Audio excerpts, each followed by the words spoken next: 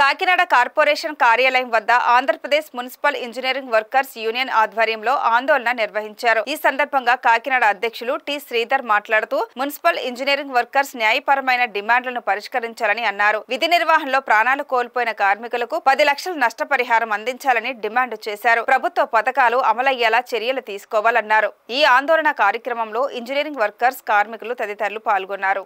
మా జీతాలు చాలా జీతాలతో బ్రతుకున్నామండి.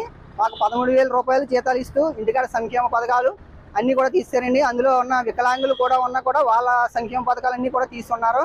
మాకు సరైన జీతం ఇప్పించాలని ఈ సమ్మెబాటు చేపట్టి ఉన్నామండి. పిహెచ్ వర్కులకు 20 నుంచి 24,000 రూపాయలు ఇస్తున్నారండి.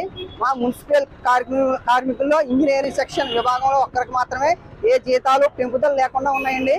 స్టేట్ లో 14,000 మంది మున్సిపల్ ఇంజనీరింగ్ కార్మికులు ఉన్నారండి. ఈ 14,000 మందికి కూడా ఏ విధమైన జీతం కూడా పెంపు లేదండి. మిగతా వాళ్ళందరికీ పెంచి ఉన్నారు. మా ఒక్క ఇంజనీరింగ్ కార్మికుల విభాగంలో పనిచేస్తున్న 14,000 మందికి సంక్షేమ పథకాలు రావట్లేదు, జీతాలు పెంపుదల లేవు, ఏమీ లేవండి. ఇందులో పనిచేస్తున్న ప్రతి కార్మికుడు చాలా బాధలు పడుతున్నారండి. కేవలం జీతాలు పెంచకపోవడం, సంక్షేమ పథకాలు ఇవ్వకపోవడం వల్ల ఎన్నో బాధలు భరించడం వల్ల ఈ రోడ్డు ఎక్కవలసి వచ్చిందండి. లేకుండా ఉంటే మేము అసలు రావాల్సిన పని లేదండి. 15 ఏళ్ళకి చేస్తున్నాం కానీ చాలా మంది 25 సంవత్సరాల కింద నుంచి చేస్తున్నారు. మేము సమాన పనికి సమాన వేతనం గవర్నమెంట్ కోరుకుంటున్నాం.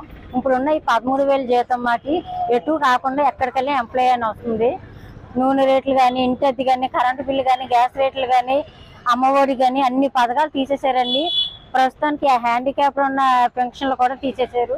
మాకు సమాన పని సమాన వేతనం ఇవ్వాలని మా ఇప్పుడున్న నారా చంద్రబాబు నాయుడు గారికి, డిప్యూటీ సీఎం పవన్ కళ్యాణ్ గారికి మా బాధలు, ఆకలి బాధలు అర్థం చేసుకుంటారని సమాన పనికి సమాన వేతనం ఇవ్వాలని కోరుకుంటున్నాం.